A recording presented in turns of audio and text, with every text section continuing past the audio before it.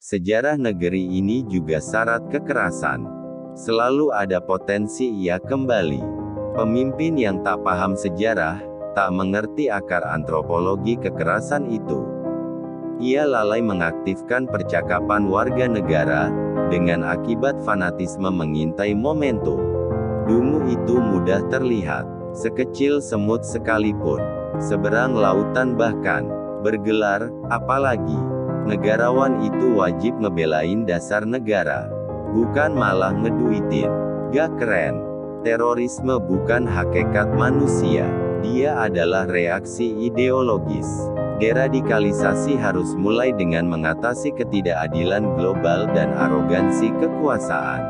Nipu itu kalau bukan karena kere, ya watak. Bila terasa sinisisme publik, pertanda ada kepercayaan yang retak pada penguasa. Introspeksilah, bukan justru mencurigai pikiran rakyat. Kita hidup di ujung era manusia. Humanisme sedang berevolusi menuju sistem nilai baru. Banyak kemarahan karena banyak ketidaktahuan. Negeri ini didirikan dengan akal sehat. Politik membuat banyak orang jadi pemarah. Akalnya buntu. Mari turun ke kampus-kampus. Rawat akal sehat mereka. Itulah sedekahmu buat bangsa, bukan nungguin APBN. Loyalitas guru bukan terhadap pemerintah, melainkan terhadap pengetahuan. Itu dalilnya. Kebijakan bodoh gak boleh dikritik. Dang-dang ngaco gak boleh dicerca. Nalar bengak gak boleh didunguin. Kacung siapa sih mereka? Hanya dalam rindu, engkau mendengarkan sunyiku. Mereka pesta menyambut undang-undang yang mencabut hak asasi mereka. Pesta dungu. Dungu itu bukan tentang orangnya, tapi otaknya. Bukan persona, melainkan rasio. Kalau gak ada yang dungu, ngapain ada sekolahan? Membenci artinya menolak mengerti. Itulah tindakan paling dungu. Terorisme negara. Istilah itu ada. Cinta itu humor yang paling cerdas. Menerangkan artinya menunjukkan kesalahan, bukan menyembunyikannya. Terlalu banyak cerita diri. Reformasi itu tempat belajar, bukan tempat selfie. Masa depan tidak datang dengan menyalah-nyalahkan masa lalu. Misinformasi itu industri. Kita hidup dalam algoritma itu. Negara tak berkutik. Naikkan IQ, bila tak ingin terjebak. Mengapa kalian selalu merendahkan diri untuk mencari pujian? Itu artinya meninggikan diri juga. Paham. Menghadapi kekerasan, negosiasi adalah kemampuan akal untuk tetap rasional. Bara kekerasan itu tersebar di lahan ketidakadilan, lalu disulut fanatisme. Pernah. Kata yang paling sempurna. Ia melampaui, sudah, dan menjadikannya, masih. Batas hari bukanlah gelap. Rindu tiba kepada mereka yang hatinya bercahaya. Berhentilah munafik, tinggalkan pemujaan, maka bom akan lenyap.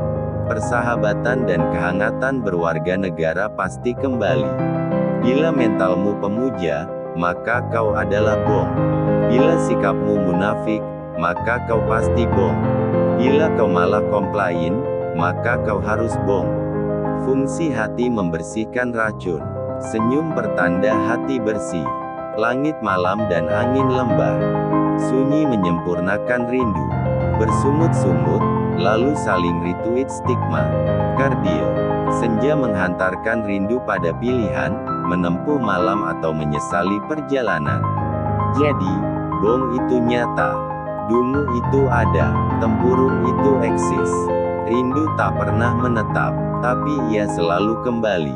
Reaksi moralistik tak menjernihkan persoalan. Kekerasan adalah potensi setiap orang.